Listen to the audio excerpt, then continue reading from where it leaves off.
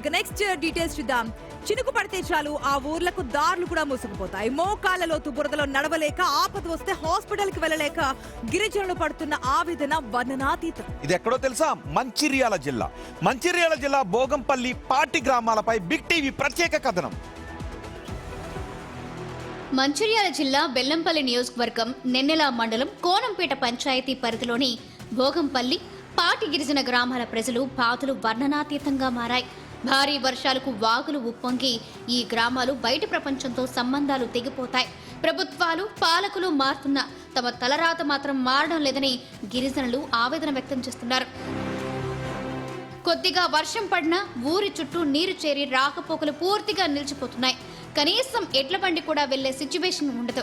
Emergency టైంలో బురద దారిలో ఆసుపత్రికి చేరుకునే లోపే ప్రాణాలు గాల్లో కలిసిపోయిన సంఘటనలు ఎన్నో ఉన్నాయని వాపోతున్నారు. ఇక బురదలో నడుచుకుంటూ బడికి వెళ్లలేక విద్యార్థులు చదువులను మధ్యలోనే ఆపేసి కూలి పనులకు వెళ్తున్నారంటే ఇక్కడ పరిస్థితి ఎంత దయనీయంగా ఉందో అర్థం చేసుకోవచ్చు. ఎలక్షన్లు వస్తేనే నాయకులకు తమ గ్రామం గుర్తొస్తుందని, గిరిచాక అసలు తమ వైపు చూసే నాదుడే ఉండడని ప్రజలు ఆగ్రహం వ్యక్తం చేస్తున్నారు.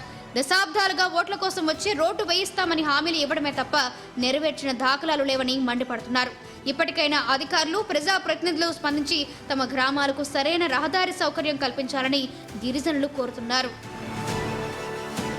నిజానికి రోడ్డు లేకపోతే నరకం తెలుసా? ఆసుపత్రికి వెళ్ళాలంటే జోలీల పైన, మంచాల పైన పడుకోబెట్టి నలుగురు మోసుకు వెళ్తుంటారు. ఎమర్జెన్సీ కండిషన్ లో మరీ దారుణంగా ఉంటుంది ఆ పరిస్థితి.